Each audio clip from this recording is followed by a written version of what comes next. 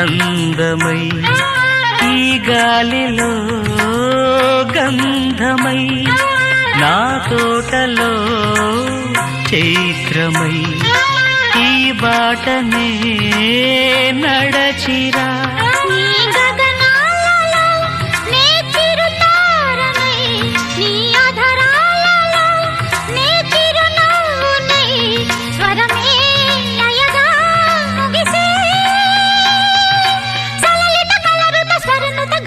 గమకము తెలియకని కీరవాణి చిలకల కలకల పాడలేదు వలపులే తెలుపగా ఇలా రాలిన పువ్వులు వెదజల్లిన తావుల అలికిడి ఎరుగని పిలుపుల అలిగిన మంజుల వాణి కీరవాణి.